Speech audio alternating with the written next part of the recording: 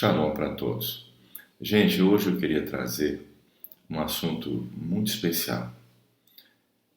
O propósito fundamental da vida, a nossa vida aqui nesse mundo passageiro, onde, como os sábios dizem, é um corredor para o mundo real. E o grande propósito está relacionado à nossa conexão com o Eterno, com o nosso Criador. E é fundamental nós termos uma ideia clara, né, no sentido da revelação que o Eterno deu ao povo judeu, ao nosso povo, revelando quem Ele é. Porque as nações, durante todo o processo de desvios, idolatrias, criaram conceitos de deidade, digamos assim, de divindade, que são conceitos contrários à revelação que o Eterno deu na Torá sobre Ele mesmo. Então, esse assunto é fundamental, nós vamos estudar com calma para entendermos bem. A grande frase que nós vamos tratar hoje é: o que o Eterno disse? Façamos o homem. Né? Qual é o objetivo dessa frase? É interessante, os sábios, nossos rabinos, explicam que Moshe, ele argumentou, ele falou: Hashem, essa frase será usada pelos idólatras. E Hashem disse para Moshe: os idólatras, eles sempre vão encontrar alguma coisa para criar como base para a idolatria deles. Mas essa frase, ela permanecerá porque ela tem objetivo. E nós vamos chegar daqui a pouco nesse objetivo, mas primeiro, eu queria passar alguns conceitos para vocês. Nós estamos tratando do assunto mais importante da nossa vida. Conexão da maneira correta com o Eterno, o nosso Criador. E esse é o grande propósito. E tudo na vida tem esse objetivo. O Rambam Maimônides, ele disse que esse é o objetivo dos objetivos, a nossa conexão e serviço ao Eterno. Seja para o povo judeu, que tem esse serviço de uma maneira dedicada, plena, através de todas as mitzvot, ou seja para o Bnei Noach, que dentro de uma configuração do respeito às 7 mitzvot, 7 leis conhecidas como leis noéticas, vive uma fé genuinamente monoteísta. Então vamos entender esse conceito para que não haja nenhuma dúvida.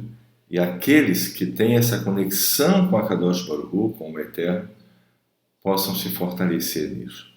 Primeiro vamos analisar um texto que está em Isaías 45, 11. Diz assim: proclamai e trazei-os para perto, para que juntos ponderem quem desde há muito anunciou tudo isso. Acaso não fui eu, o Eterno? Não há além de mim nenhum outro Deus, justo e salvador. Sim, não há outro além de mim. Voltai-vos para mim, sereis redimidos de todos os recantos da terra, pois, repito, eu sou Deus e não há nenhum outro.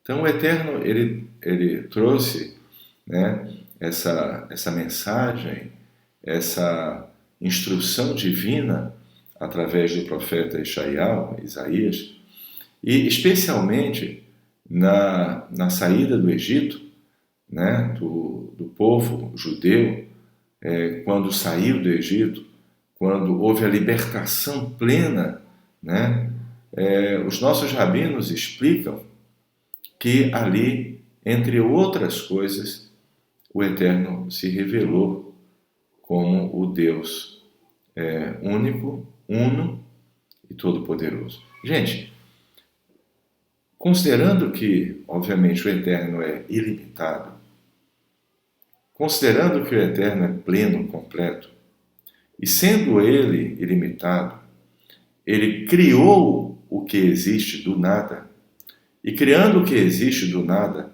Ele limitou tudo que existe até por uma questão de existência, porque o que se torna ilimitado volta a ser Ele. Então toda a existência, Ele, o ilimitado, limitou para que essa existência ela possa existir. É simples. Bem, esse Deus Todo-Poderoso, ilimitado, completo, pleno, ele não pode ter partes. Se você divide em duas partes, automaticamente cada parte torna-se incompleta. Porque uma parte, ela só é completa quando se junta a outra parte. Então, dividir em partes é impossível manter o conceito de plenitude do Eterno. Por isso que a gente diz que o Eterno é indivisível. Você fala, mas o Eterno tem algum filho gerado dele, da natureza dele? O Eterno, isso é um conceito, depois nós vamos analisar isso, isso é um conceito dos deuses criados pelas nações, né? Os deuses criados pelo paganismo, onde existia um Deus nos céus, onde existia uma outra deusa, né, que interagia com esse Deus, e existia um filho desse Deus. Não, Israel é considerado o filho do Eterno, o povo judeu. Então, isso está muito claro quando o Eterno se revelou no Egito, ele falou para o faraó, Israel é meu filho. Então, não no sentido dessa visão dos deuses criados pelas nações, de uma visão pagã, de um filho gerado que é como ele, não. No sentido de um povo que aceitou a instrução divina. Um povo que aceitou a revelação do Eterno no Sinai, a Torá. Então o Eterno chamou Israel como filho e servos. A gente observa, é muito interessante isso, que o próprio conceito de Mashiach, revelado pelos profetas, mostra como um homem que é ungido pelo Eterno. Pobre, no sentido de que tudo que ele tem procede do Eterno e servo do Eterno. Então, todos os seres, toda a criação divina, o Eterno limitou.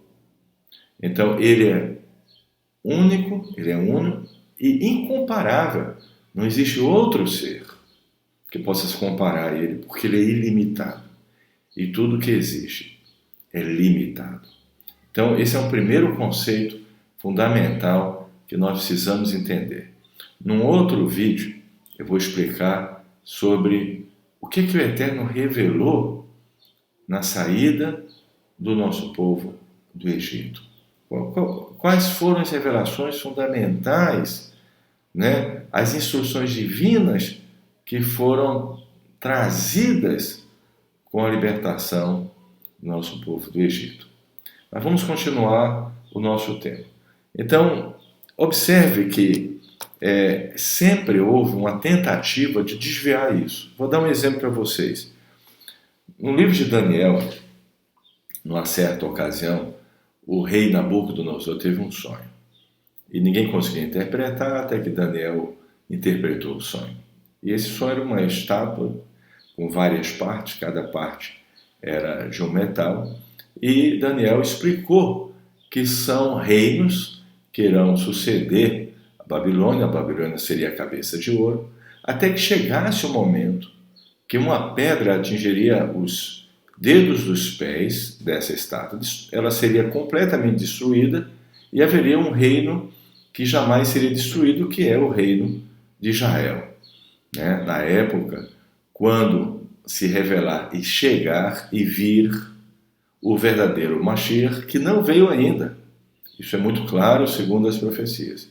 Qualquer menção de um Mashiach que já veio, não veio ainda. Segundo o Rambam, existem sinais claros analisando as profecias, e segundo esses sinais, ainda não veio o Mashiach. Mas, quando chegar o verdadeiro Mashiach, né? Ele vai chegar no momento onde será estabelecido o reino de Israel e será eterno. Não haverá mais nenhum outro reino. Mas todos os reinos, desde a Babilônia e os seguintes, tentaram de alguma forma criar um sistema de que eles permanecessem. Nem que fosse através de tentar matar os judeus, todos os judeus, ou proibir a sua fé, ou desviar da sua fé.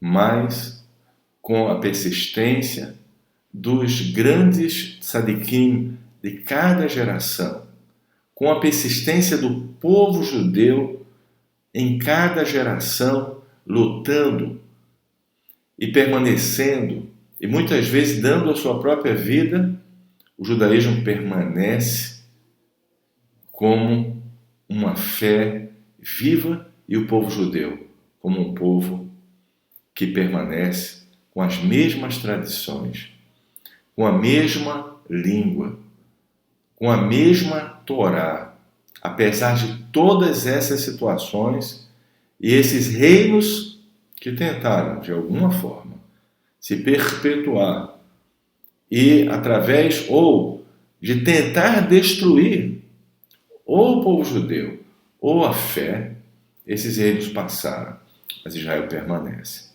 Hoje nós vivemos no último reino, que é o reino ainda de Roma, numa versão religiosa, conhecido como Reino de Edom, mas que também passará e chegará o tempo onde o Eterno estabelecerá o reino de Israel como um reino eterno, porque será um reino que irá exaltar o Eterno como o verdadeiro rei de toda a terra.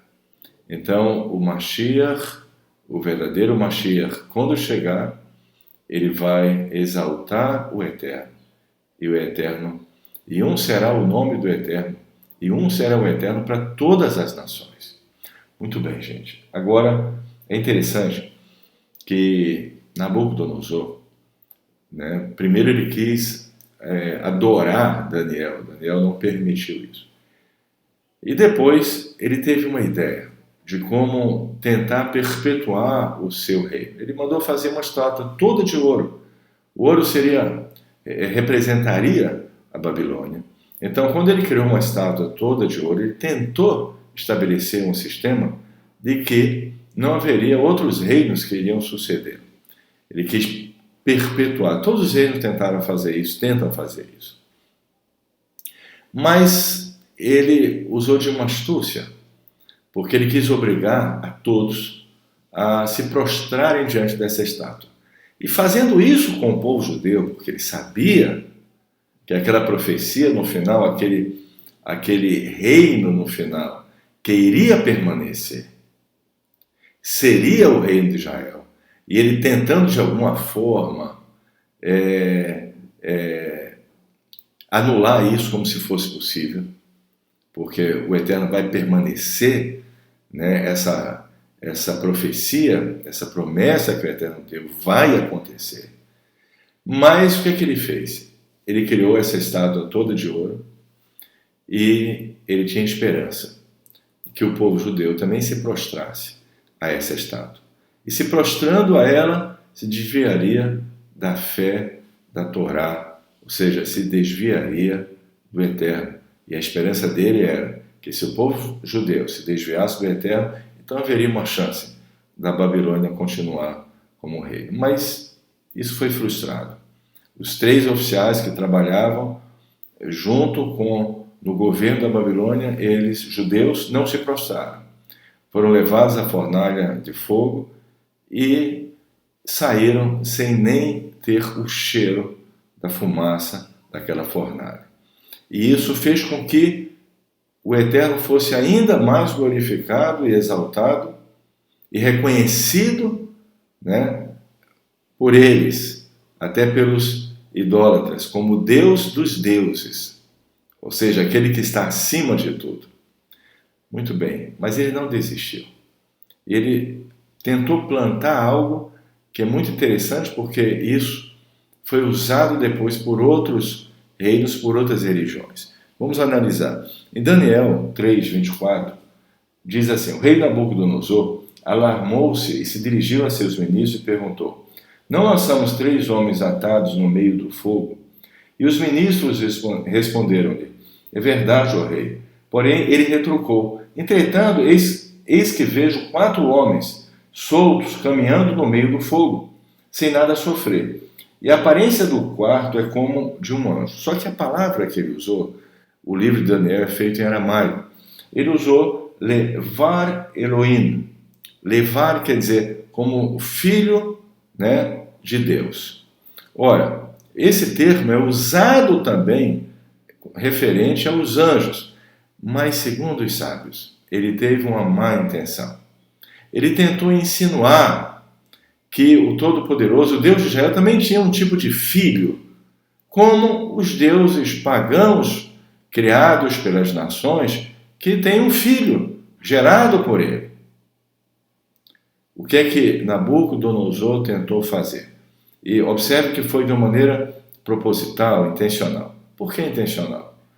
Quando o Eterno enviou um anjo para destruir o exército de Senaqueribe, da Assíria, antes da Babilônia, Nabucodonosor estava nessa guerra e ele foi um dos sobreviventes. Então ele sabia a aparência de um anjo. E ele sabia que aquele ser que estava com os 3 judeus era um anjo. Na verdade, era o anjo Gabriel. Mas ele tentou plantar um conceito que era usado pela idolatria. O que aconteceu? Um anjo veio, bateu na boca dele e disse: seu malvado, por acaso o Eterno Todo-Poderoso é como, né, os deuses pagãos que têm um filho gerado por ele? Isso é um conceito pagão. E repreendeu ele.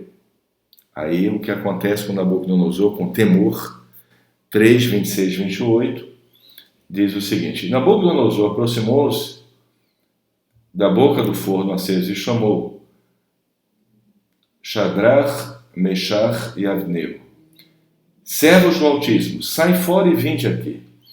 E eles assim fizeram, apresentando-se perante o rei. E os sátrapas, os prefeitos e os governadores e os ministros do rei, ali reunidos, viram como o fogo não havia tido poder algum sobre esses homens. Não se havia chamuscado seus cabelos, nem se alterado suas roupas, e nem sequer haviam sido impregnados com o cheiro do fogo.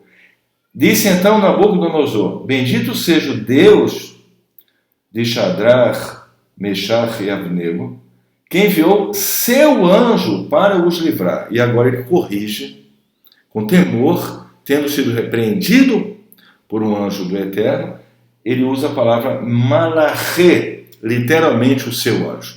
Ele corrige, porque ele havia tentado plantar um conceito que era um conceito pagão. O Todo-Poderoso, ele não tem um filho, gerado, não existe isso. Isso é um conceito que veio da cultura das nações. Como eu falei, o Filho do Eterno, ele chama o povo judeu o Filho do Eterno. É o povo que aceitou a sua instrução, a sua Torá, as suas mitzvot, né? E todos aqueles das nações que venham também a aceitar o jugo da Torá. Agora, o termo também é usado, né, Benei, como foi falado, levar Elohim em aramaico, é também usado para anjos. É um termo usado para anjos. Mas Nabucodonosor usou de maneira maliciosa, tentando plantar um conceito herege, um conceito contrário à Torá. Mas repreendido pelo anjo, ele modificou. E em aramaico, quando ele fala da segunda vez, ele fala malachê, por temor, porque ele tentou induzir ao erro.